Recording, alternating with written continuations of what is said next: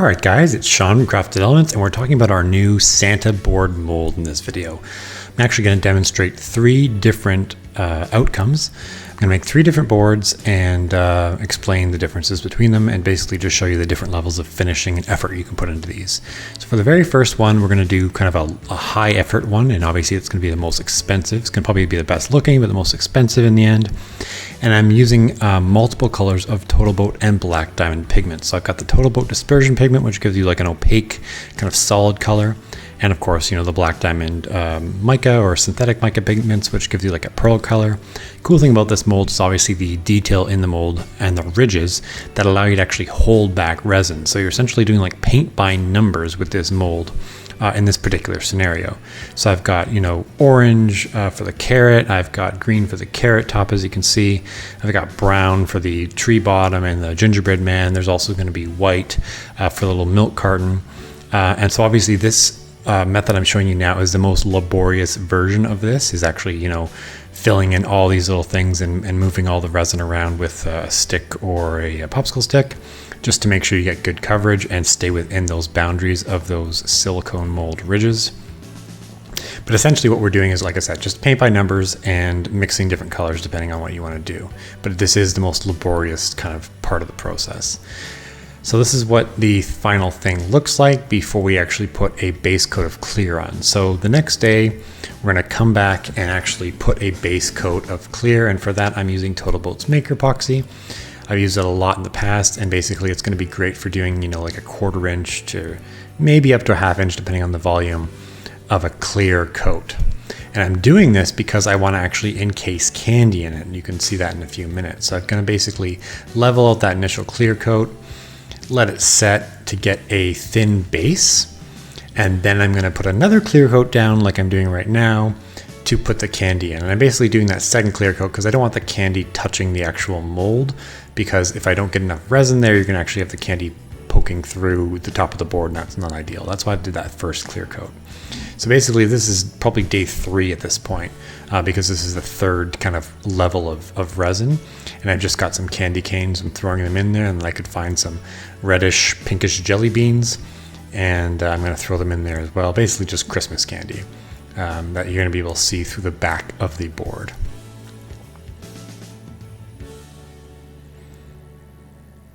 And then day 4, the next day, I'm going to come back and do another layer of Maker Epoxy, because essentially we're now fully encase the candy that we put in there the previous day. I'm going to go over with my heat gun to get all the bubbles out, and you can see we've got a nice finish here.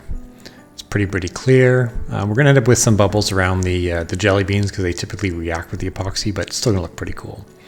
So I'm just going to pop that out of the mold. One thing you got to watch with this mold, guys, is just the handle inserts.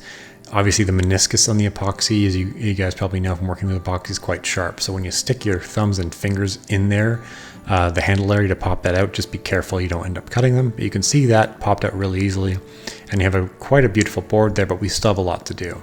So now we're moving on to the top side of the board to actually backfill it with resin. And again, this is, like I said, this is going to be the most laborious version of this board I make. I'm going to tape up the sides so we don't get any resin spilling over it. And then we're going to go and fill it with some black epoxy. So I've got some carbon black pigment from Black Diamond. Could have really used any sort of black tint or whatever, but I've got some more Maker Epoxy. And essentially what we're doing is we're essentially grouting. So if you've ever installed tile and grout, it's the exact same method. We're literally going to take a rubber or plastic trowel, and we're just going to work all that black resin into all those grooves. And you might be thinking like, oh my God, you just did all that work to, you know, put all those nice colors in and set them all into the other, the recesses. But just stay with me here. There's a process. We essentially we filled the resin from the back initially, did our layers, and now we're filling from the front. And then I'm using that same thing to scrape off all the excess resin, because you'll see in the next step when we sand, there's no point in leaving excess resin on there to have a sand. And we're gonna have to sand it because, as you can see here, with the light hitting it, you can see that black resin that's kind of, even the stuff that we've kind of scraped off. You've still got some residue, you've got some unevenness.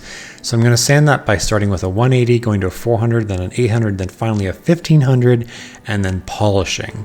So really this entire process, as you can see, as I stated before, is very laborious, but you don't have to finish the boards this way, which is why I'm going to do 2 more examples coming up after this board's finished. But I'm starting with that 180 grit, and that's basically just going to get most of that excess material off, getting it back down to a decent level. But of course, using that 180 grit kind of makes everything look kind of matte and dull. And I'm basically just using my air compressor to spray in between, getting rid of all the dust and debris that is sitting on the board, because you don't want to do 180 grit, then immediately go to 400 or 800 or whatever, leaving all the debris and dust from the previous grit on the board, because you end up just scratching the thing, right? So you need to clear off the dust and excess resin that has come off the board between your sanding. So now I'm on to the 800 grit. I went through the 180 to the 400, now I'm doing 800. And at this point, it's obviously becoming quicker and easier, because that's the initial grit, that 180, that's kind of the most laborious part at taking off most of the material. Now we're just really just trying to get that finished to pop back out. So as we move through higher grits, now I'm starting with a 1500. You're going to see that clarity come back until we finally go with a wet sand and then our polishing, which you'll see in just a minute. So I'm going to go ahead and wet sand this now, basically just by applying some water and using that same 1500 grit paper that's already on my sander. And essentially that's just going to go and give us an equivalent of a higher grit sand. The water acts as a lubricant, and you just end up getting like a nice shiny finish and cleaning that up a little bit.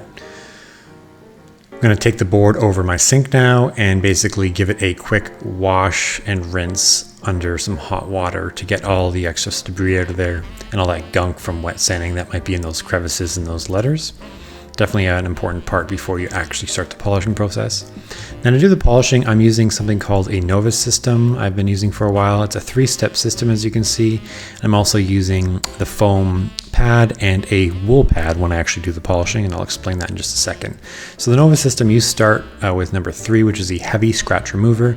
And here I'm just patting it all down, because if you just turn it on with your pad on your sander or your polisher, you're going to end up flinging that stuff across your table and it's just going to make a mess. So kind of spread it out before you actually turn on your sander or your polishing wheel. And I'm using a foam hex cutting pad, which again you can get from Amazon. It's pretty straightforward stuff. I'm going to go for the number 2 system, part of the system, which is a fine scratch remover. It's essentially moving up in grits. So, you know, this might be the equivalent of, say, a 4,000 or 5,000 grit if you wanted to compare it to grit levels, because that material, that liquid stuff there, is almost like a pumice. So it's got kind of a sandy feel to it, acting as a super high grit sandpaper. So you're going to go over that from 3 to step 2, which I'm doing now. And then once that's done, I'm going to rinse all that stuff off, and I'm going to move to my polishing. So I'm going to use my polishing attachment, which is a wool polishing wheel on my sander. You can of course use a actual buffer, like an actual proper buffer to do this, but I've got my sander, I just prefer to use that. And I'm just going to spray on the Novus number 1, which is a plastic clean and shine. It's the highest level you're going to get here. So it's going to basically clean up the plastic resin and give it a quick shine.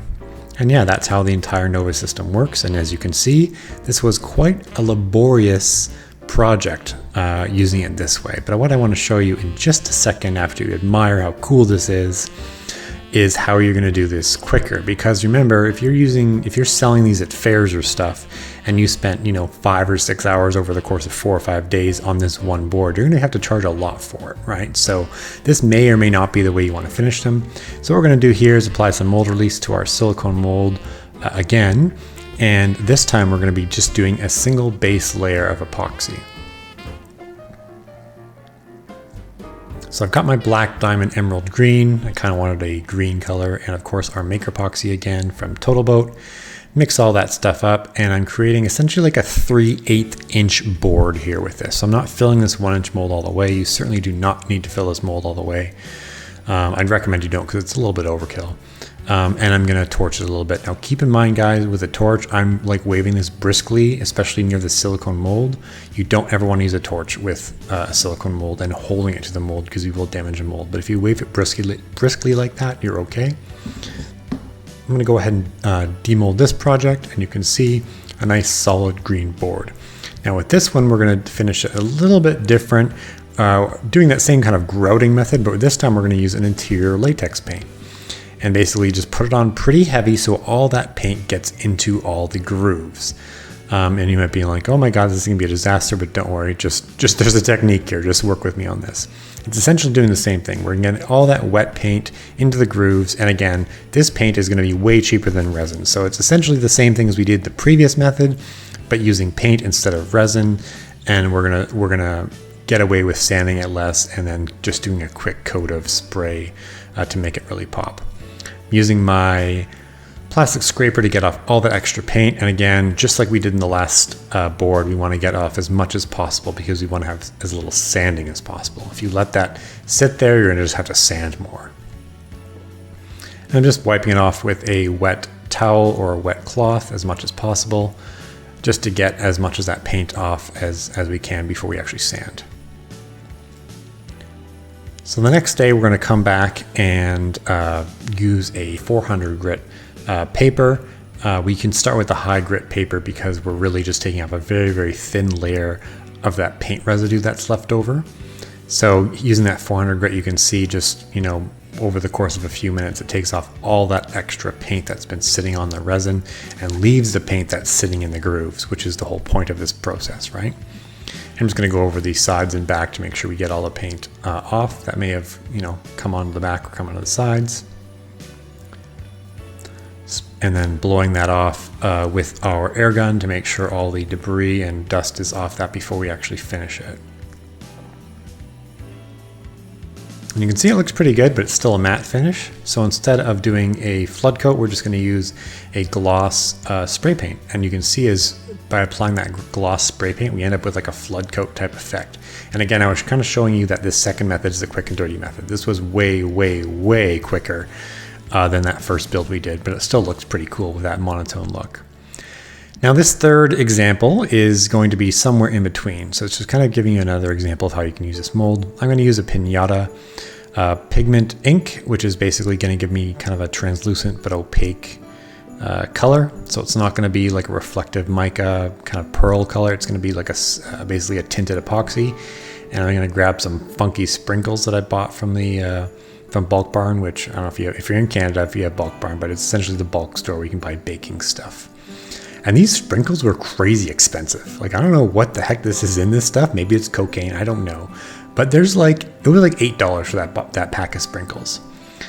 So I'm gonna go ahead and apply some more resin just to mix those sprinkles in and kind of disperse the sprinkles throughout the resin. I'm gonna apply some more sprinkles because when you've got sprinkles, you apply more, right? It's like the name of the game here.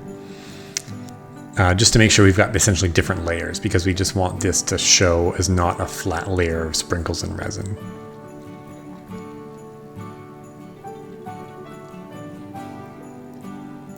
And before we run out of those sprinkles, we're going to make sure we do a quick taste test or not. Just don't let anyone catch you. Okay, demolding. Promises the last one, guys. We're going to demold this again just like we did the last ones, and you can see this is looking really cool. You've got that tinted kind of pinkish purple resin with all those sprinkles shining through. And instead of using paint, we're going to use Pepto-Bismol this time. No, I'm just kidding. It is Total Boat Maker Epoxy with some white dispersion pigment mixed with some red dispersion pigment to give us pink. I just thought it would look cool.